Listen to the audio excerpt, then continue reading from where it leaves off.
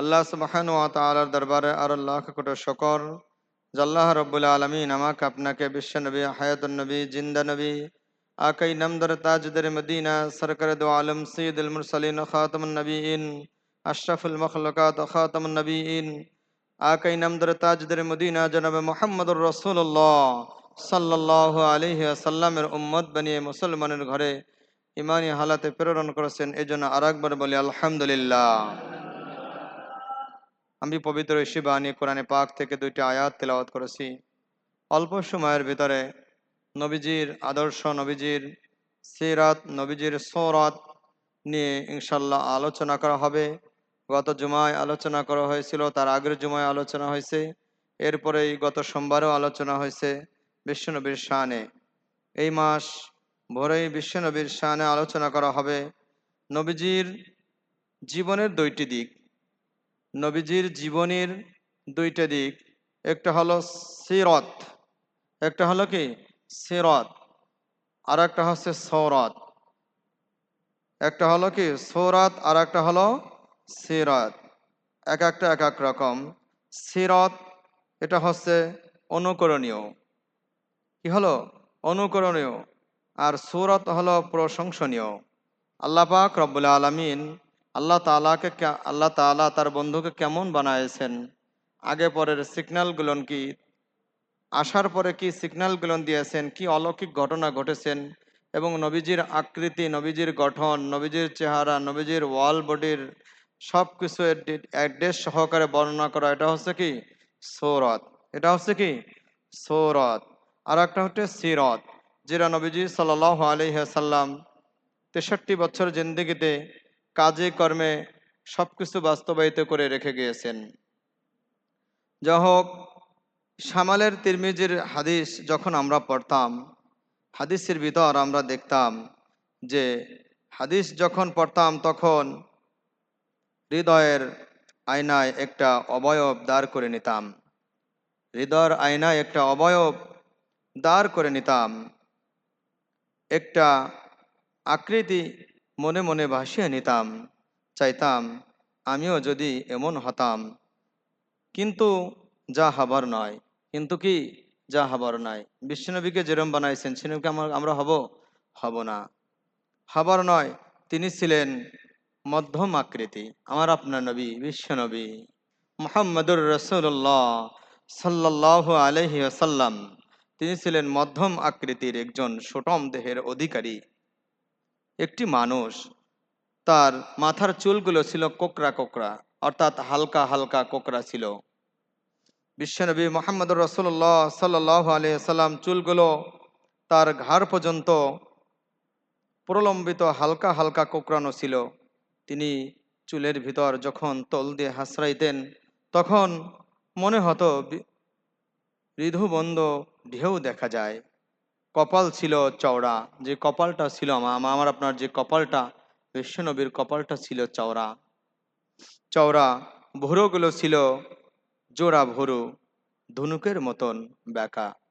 অর্থাৎ নবীজি সাল্লাল্লাহু আলাইহি ওয়াসাল্লামের যেই ভুরু ছিল, সেই ভুরুটা ছিল জোড়া ভুরু, চিকুন চিকুন ভুরু ছিল।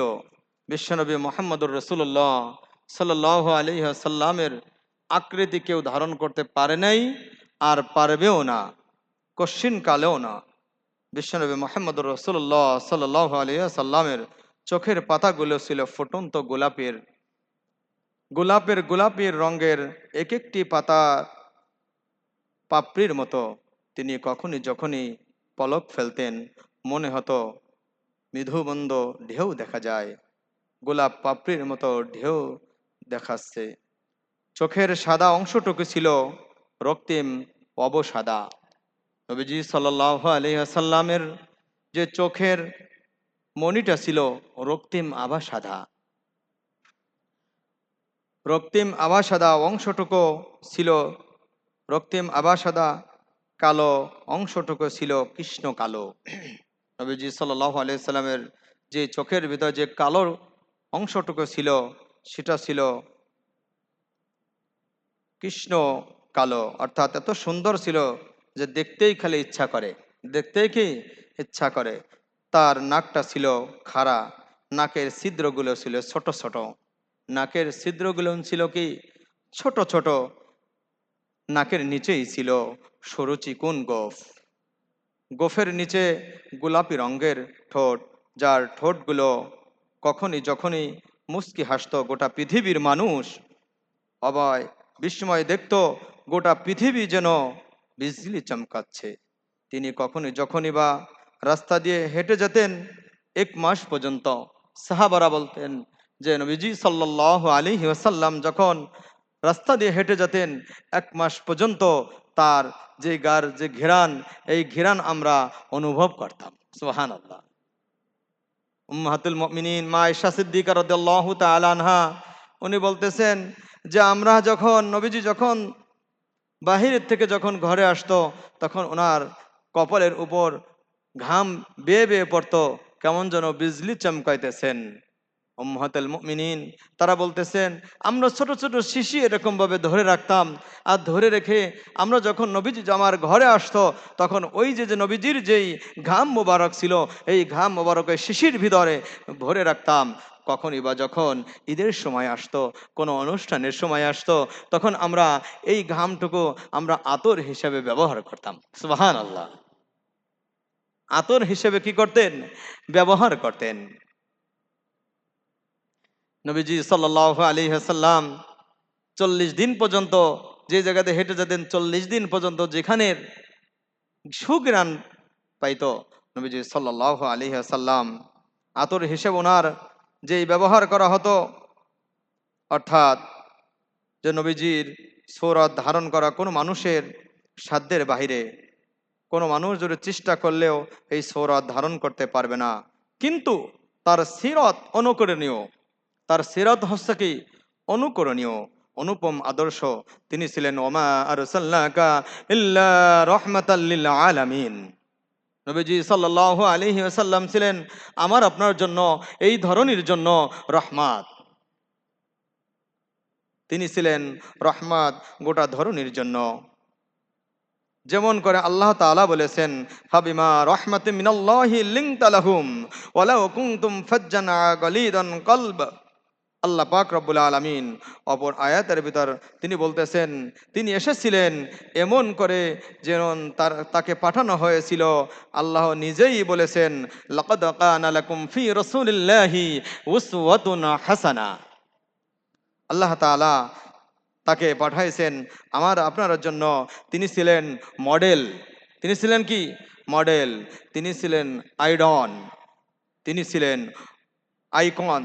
তিনি ছিলেন অনুপম আদর্শ। বিশ্বনবী মুহাম্মদুর রাসূলুল্লাহ সাল্লাল্লাহু আলাইহি ওয়াসাল্লাম প্রত্যেকটা মুসলমান জাতির জন্য, এমনকি সারা পৃথিবীর মানুষের জন্য তিনি ছিল আদর্শ, তিনি ছিলেন আইকন, তিনি ছিলেন অনুপম আদর্শের অধিকারী, বিশ্ব মানবতার দূত, আকাই নামদার, তাজেদের মদিনা। তিনি ছিলেন উসওয়াতুন হাসানা, উত্তম আদর্শের অধিকারী। সুবহানাল্লাহ। সবাই সুবহানাল্লাহ বলবেন না? সুবহানাল্লাহ। তাকে না বানাইলে আল্লাহ তাআলা এই জগৎ সংসারটা কিছুই বানাইতেন না।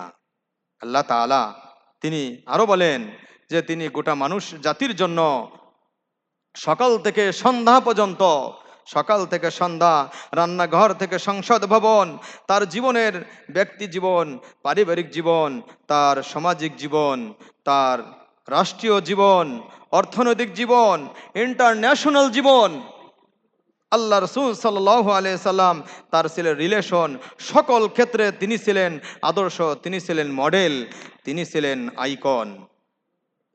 একাবিংশ শতাব্দীর দাঁড়িয়ে গোটা পৃথিবীর মানুষ যখন ঝঞ্ঝা বিক্ষুব্ধ, মানুষ যখন মানুষের উটের নিচে, মানুষের বুটের নিচে বিক্ষিপ্ত, মানুষ আর একটা মানুষকে যেমন উটের নিচে পিষ্ট করে মানুষকে মানতেছেন, এমন অবস্থায় যদি আমার আপনার নবী, বিশ্ব নবী মুহাম্মদুর রাসূলুল্লাহ সাল্লাল্লাহু আলাইহি ওয়াসাল্লাম যদি এই ধরার পৃথিবীতে আসতো, তাহলে আমরা সকলে দৌড়িয়ে দৌড়িয়ে বিশ্ব নবী মুহাম্মদুর রাসূলুল্লাহ সাল্লাল্লাহু আলাইহি ওয়াসাল্লামের কাছে যে বলতাম নবীজি নবীজি আমরা আপনার নিকটে আসছি, আপনি হচ্ছেন মডেল, আপনি হচ্ছেন আইডন, আপনি হচ্ছেন ওসওয়াতুন হাসানা, আপনি আমাদেরকে সঠিক পথের দিশারি দেখিয়ে দিন।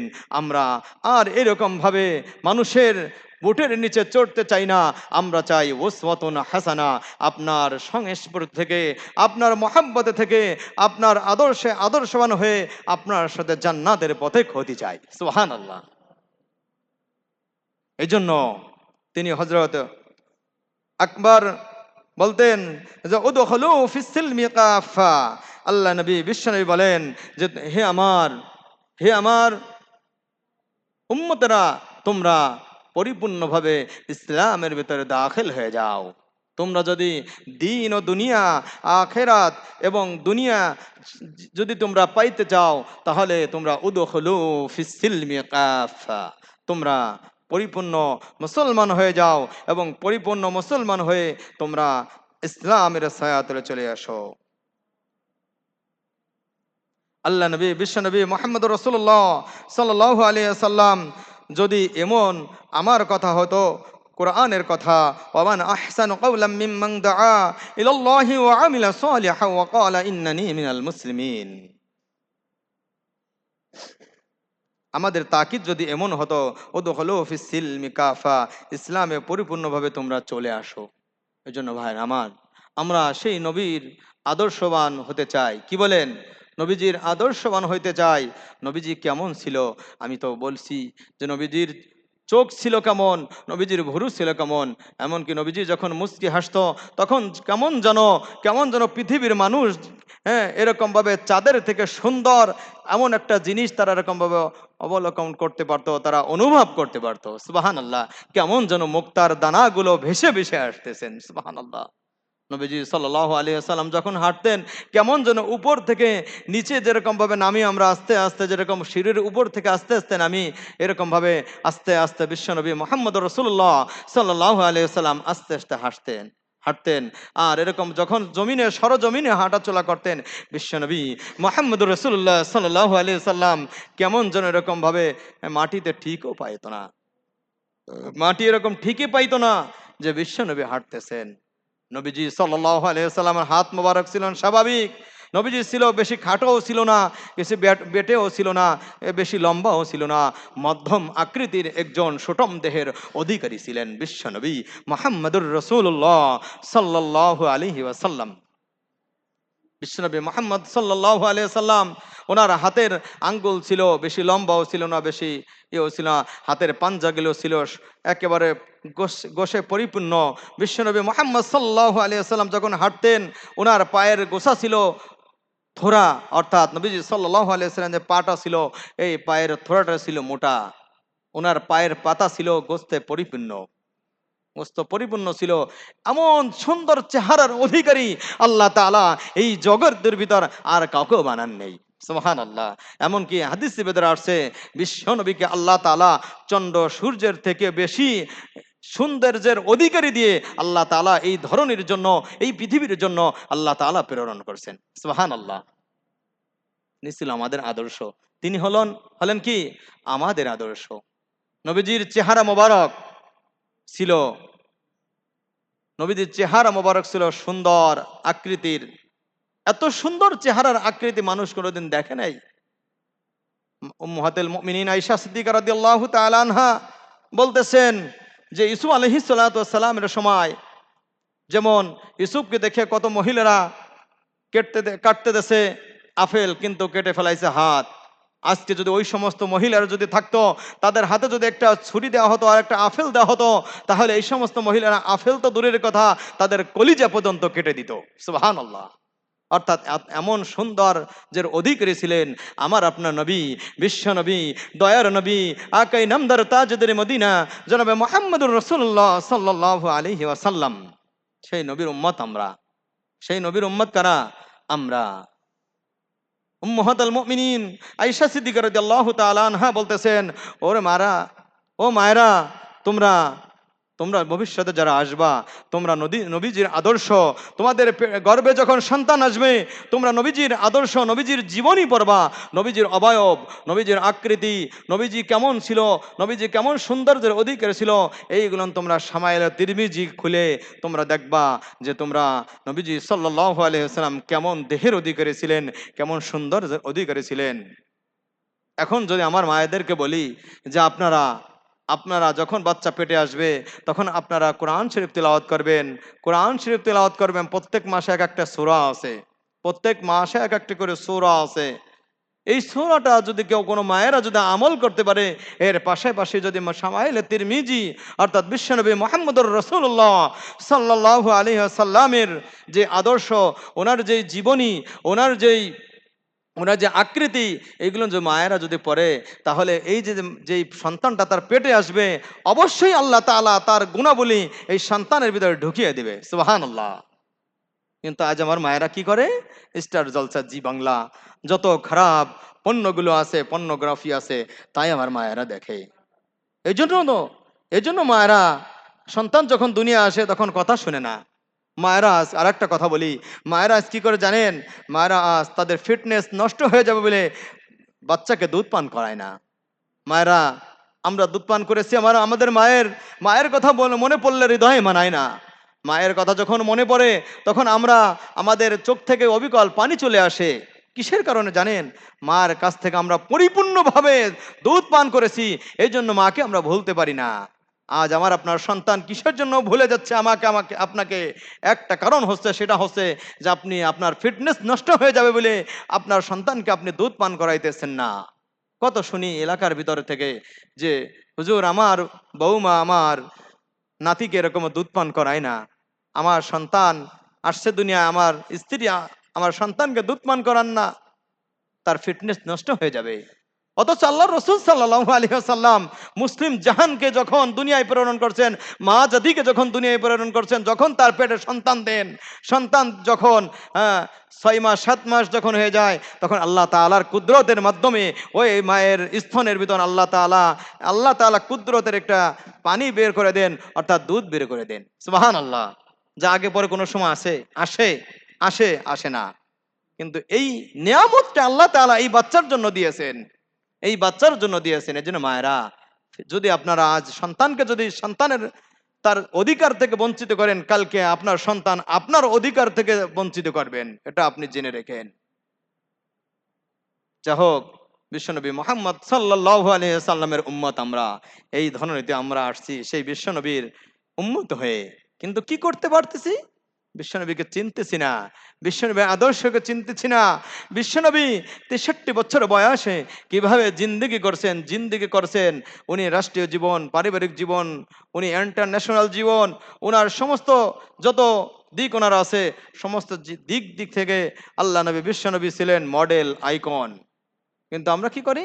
আমরা সেই নবীজির যে মডেলটার দিকে আমরা লক্ষ্য করি না। আমার যুবক ভাইরা, আপনারা নবীজির আদর্শ দিকে ঝুঁকে যান। আল্লাহ তাআলা আপনার জীবনকে ফুলের মতো পবিত্র বানিয়ে দেবেন। সুবহানাল্লাহ। আল্লাহ তাআলা আপনার জীবনকে, আল্লাহ সুবহানাহু ওয়া তাআলা এই দুনিয়ায়ও ভালো করবেন, আখিরাতেও ভালো রাখবেন। সুবহানাল্লাহ।